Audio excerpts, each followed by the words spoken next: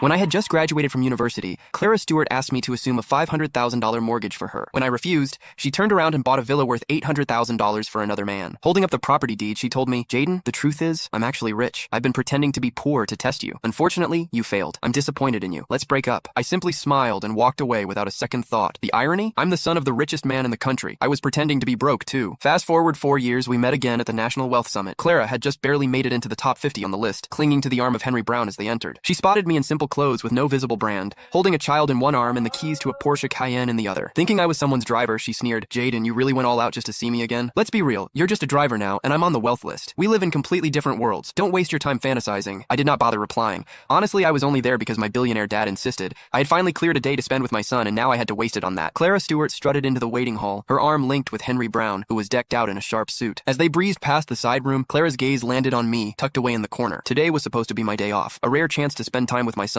However, my father, Jim Lawrence, had roped me into attending the Wealth Summit. With my wife out of town, I had no choice but to bring my kid along, planning to duck out after a brief appearance once the meeting kicked off. I was dressed down in comfy clothes, jingling the Cayenne keys to keep my son entertained. To Clara, I must have looked like a hot mess, playing chauffeur and babysitter all at once. She made a beeline for me, her voice dripping with scorn as she said, "Jaden, look at you, running errands for others. You're nothing without me. What a shame that you couldn't pass my test. You could have been the one by my side." She squeezed Henry's hand as she went on. "However, hey, I should thank you. You made it possible for me to find someone who really loves me." Henry flashed her a soft, reassuring smile. "Jaden's probably kicking himself now. Poor guy can't spot a good thing when he sees it. He got what he deserved, though. No surprise he's ended up this way." He turned to a staff member walking by. "We've got VIPs here today. How can you let just anyone in? What if there's trouble? Are you ready to handle that? Go on, get this driver out of here." Little did they know my simple outfit was tailor-made by top-notch designers. I had been so swamped taking over my father's company over the last couple of years that I had not been around much. They had not seen me, and based on their shallow take on my looks, they fell for Henry's story hook, line, and sinker. The staff's voice was icy as they said, "Sorry, sir, this area is for authorized personnel only." I stood my ground, my voice steady, saying, "I'm here for the summit too. I have every right to be here." They paused, probably recalling those quiet types who turn out to be somebody important, and decided not to mess with me. Clara, on the other hand, burst into laughter like she had heard the funniest joke ever. "Ha! You? A college kid scraping by on scholarships is on the wealthy list? That's a good one. And you claim you're here for the summit? Is your name even on the list?" My name was not there, of course. The Lawrence family had put my father's name down. It would not switch to mine until his retirement this year. Clara saw my hesitation and turned to the staff, smirking. "This guy? He could have been my husband if he'd passed my little test back in the day. Poor people will always be just that, obsessed with money, blind to the big picture,